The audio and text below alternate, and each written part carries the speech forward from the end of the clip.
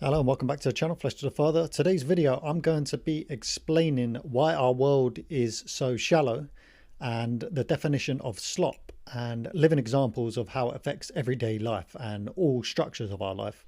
So slop is basically this idea of mass produced stuff just to maintain the physical needs, such as like a pig at a trough. That food there is just pure slop, mass produced just for pigs and animals to live, and they'll eat whatever they want.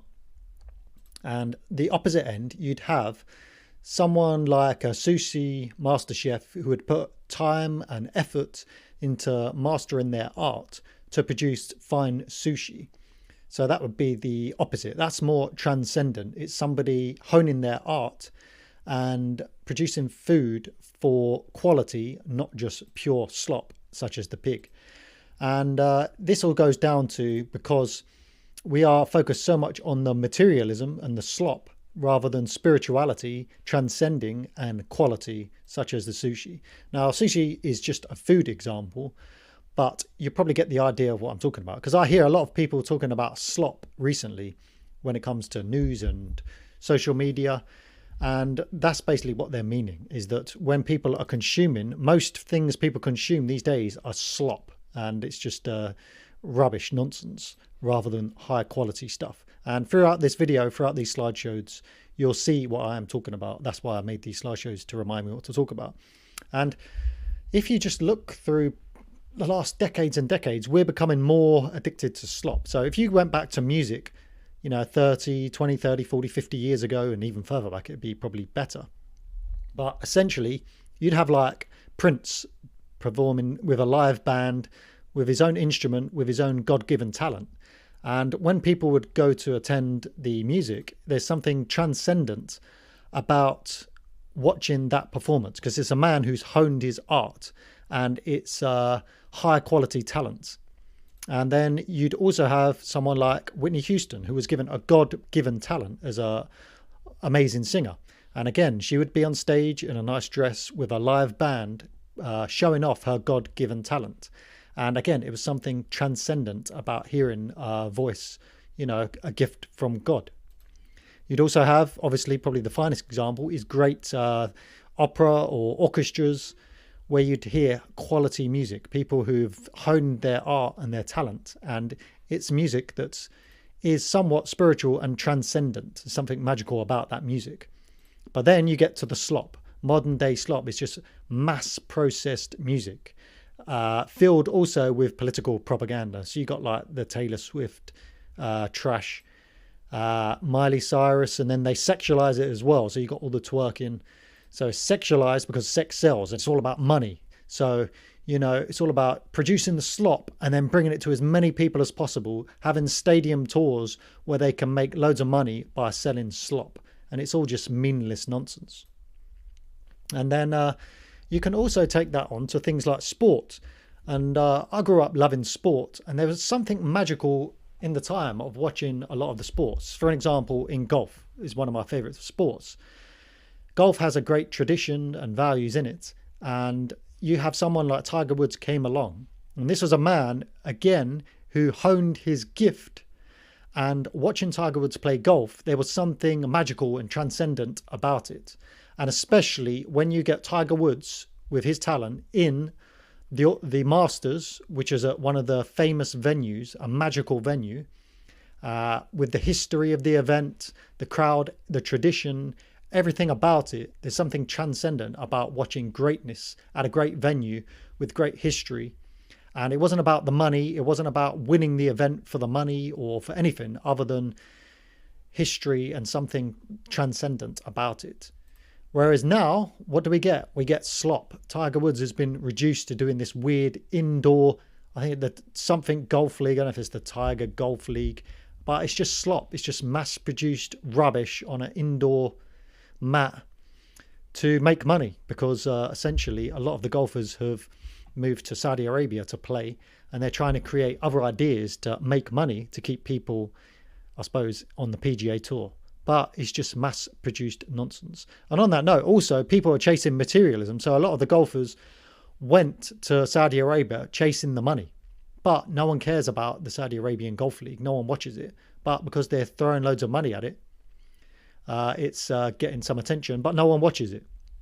And as I say, everybody would rather watch the Masters because you've got the greatest golfers with the history, and it's all about winning the green jacket, and there's something transcendent about it. Whereas Saudi Arabia, it's just the mercenaries going and playing for money, getting paid by oil money. There's no history, there's no tradition, there's no meaning to it. So that's why no one really watches it, as far as I'm aware. And it goes into other things, like even within football. I find modern day football to be incredibly boring. And if you went back decades ago, like when I was growing up, you had the great Brazilian team. And watching them, there was something magical about watching the great Brazilian teams. And players like Ronaldinho, he would play for fun and he would be out enjoying himself, but he would have unbelievable skills, and watching him do all his skills and stuff, there was something magical about it. But modern day football, it's boring. It's all tactical. It's no longer art. It's more like a science. It's just pure athletes. And also back in the day, football would be about your local club, your local town, your nation. Whereas now it's just mercenaries who are going for the paycheck. And most countries now, they're not even from their own nation. Like, for an example, France won the World Cup and they were runners up in the last one, but most of their players are not even French. They're from Africa. And like England have the English team, half the players aren't really English, and the manager is a German. So you can say what you want. Like, there's, in some level, there's nothing wrong with it, but from a spiritual traditional values, people don't really care as much because they don't have a contact and a sort of a real connection to the players. And like most of those French players probably have more of a connection or love for their native African countries. Just like in this country, we have a lot of, like English cricket team, we have a lot of like Pakistanis playing. And again, on one level, I don't care. Who cares? But on another level, do they really? I mean, you could argue they probably love Pakistan more than they love England, yet they're playing cricket for England. So it doesn't have the same meaning. And a living example of that is Piers Morgan did an interview with our ex-Prime Minister, Rishi Sunak, who was the Prime Minister of England, and he somewhat grew up in England, but his heritage was Indian. And Piers Morgan had to ask him, or he asked him, who are you supporting in the cricket, India or England? And that is a sensible question. He's like, well, England, of course. But in reality, I believe most people in his position would support India, because within us, we would naturally just go with our heritage. Like for me, if I was a kid, my family history is English. If I went and lived in Nigeria, my parents moved when I was young. Let's say that I went to Nigeria when I was 8 years old. I'm still going to support England in the football because that's my heritage. Okay, so football has lost its value. It's become boring, and it's lost its connection to the local roots, and it's become globalist in nature. And then more slop is moving into entertainment and like YouTube. Mr. Beast is a classic. He's the one who like the pioneer of slop. There's no real meaning or no quality content. It's just hitting algorithms and producing mass content. I can't believe he gets so many views. I've never watched a full Mr. Beast video. I know the spiel of what he does, but I've no interest in just watching silly content. It's just pointless minute. But yet this is the most popular YouTuber. But it's absolute nonsense, if you ask me. And then you get onto like philosophy and religion and stuff. And in the day, you would listen to great philosophers. And I find great thinkers and philosophers on YouTube. But unfortunately, or not unfortunately, but well, unfortunately in a way, they don't have many subscribers or viewers, because what the people want or seemingly want is the slop. So instead of listening to great thinkers who make you think and get you closer to God, it's just stupid religious debates. And like this thing, hijab accepts. So Sam Shamoon, the Christian, debates the Muslim. And it's all about getting views and arguing. It's not about getting people closer to God. It's about producing slop for the masses. And these kind of content creators, they're just producing slop. And then you move on to news and journalism. Back in the day, you'd have half-hour news, the 6 o'clock news. And that's where you get your brief news. And it would generally be more professional. Whereas now it's mostly propaganda and it's 24-hour. It's slop designed to take your attention. And everything is breaking news. And again, as I say, most of it is propaganda for the oligarchy. And you also get sort of slop from people like Candace Owens, who, and to be fair, also people like Russell Brand does this sort of stuff. They have YouTube channels, but it's all about attention and clicks and coming out with crazy stuff to get attention. Like Candace Owens doesn't really discuss really deep, meaningful topics that are going to help people change.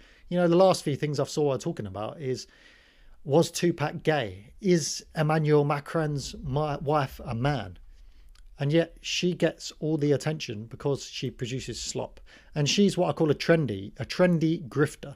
So she originally started, from my understanding, being like a liberal. She was like this feminist, liberal, black, black female, all that stuff. And then she transitioned to being, oh, well, that's a load of rubbish. And she saw the trend was moving towards the right. So it became more popular to be anti-woke. So she jumped on that. And now she's jumping on the sort of Christian nationalist movement and the slop seeking attention movement, because it's all about money, clicks, and egotistical attention. Whereas back in the day, you have real journalism. So instead of the news and Candace Owens type producing slop, you'd have real journalism. People like Louis Theroux. Now, I'm not sure he's the greatest example, but they would generally go around and do real journalism, trying to seek the truth. Whereas now, it's not journalism, it's propagandists. So like back in the day, with all these Pakistani grooming gangs in the UK, someone like Louis Theroux would go around and he'd get to the bottom of it and find the truth. Whereas now you'll have things were propaganda like Channel 4, when the grooming gangs was recently got a lot of attention again. Channel 4 released a propaganda piece of the one girl who lied about the grooming gangs. So essentially there was one girl who got caught lying about the grooming gangs, despite the fact that there were millions and millions of true cases. But to quell the truth, they put out the documentary of the one girl who lied to make it seem out like, oh, all these girls are lying, which is just absolute nonsense. It's propaganda. And then you get to religion. Classic example of slop is the mega church. You get fake religious people like Joel Osteen and all these people doing their mega churches. They have no spiritual wisdom or no understanding. It's about money. It's about selling out the mega church, selling their Bibles, making money, and then the masses lap it up. So in many ways, Joel Osteen is just as much to blame, or the people are just as much to blame as Joel Osteen, because all of these people lap it up, just like the people lap up Mr. Beast and all the modern day nonsense. Whereas the opposite of the megachurch would be fellowship with true spiritual masters. Like back in the day, Jesus is in disciple and his disciples. It was a fellowship. It was learning spiritual wisdom. And that's why when I consumed a lot of religious content, it seemed a load of nonsense to me. And growing up listening, as an atheist, listening to religious people talk, it was soulless. And that's why I was never interested in God or anything.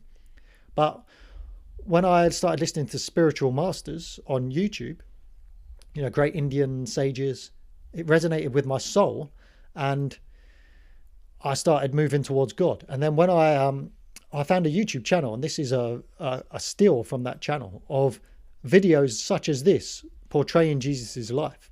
And when I saw those videos of Jesus and how he interacted with his disciples and all the stories and the parables of Jesus, it resonated with my soul rather than listening to all the modern day religious Pharisees. Okay, next one is education.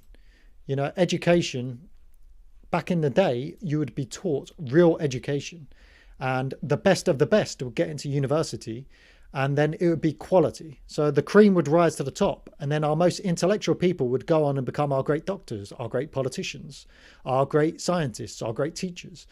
And it would be real education to produce quality. Whereas modern day, it's indoctrination and we're getting slop. So now it's all about everybody getting a C, everybody getting certain grades, and then they want everybody to go to university. And again, it's slop. If everybody's got a degree, the degree becomes worthless. And then They get all the DEI things so that instead of having a great doctor who's earned his place, you'll have everybody going through, and then you'll have DEI to make it even more watered down. So instead of having quality people, you'll have some averagely intellectual, lesbian minority rather than somebody who's earned it. And that's how you'll go from, back to the original point, is slop of materialism rather than quality of spirituality. And I think all like myself, whenever I see signs of slop, I avoid it and I try to focus on quality content in whatever field I look into. Whether it's sport, I will watch the Masters with Tiger Woods or whoever playing, but I won't watch all this crap nonsense of indoor golf league. I consume quality musical content and I'll try and stay away from slop. I'll try and watch good YouTube videos and stay away from the slop. So that's basically the point of my video. And that's the reason why our society feels so soulless, because we've lost touch with God, we've lost touch with the transcendent, and all of the stuff pushed upon us is all about materialism. It's all about individuality. It's all about money. It's all promoting sex and shallowness. And that's why we are where we're at. But we are in the depths of winter, and I'm hoping now we're moving towards spring. And some places we are seeing the return of Christ and the return of that spirit. And hopefully we'll move towards quality. And ultimately the masses are at fault, because the masses are the ones who consume the slop. And the masses need to move away from the slop. And that's what I'm starting to see now. I'm starting to see the viewing figures on the slop videos go down and the viewing figures on quality content going up. Okay, so that's the point of my video today. It's just something I wanted to share because it was something that resonated with me recently.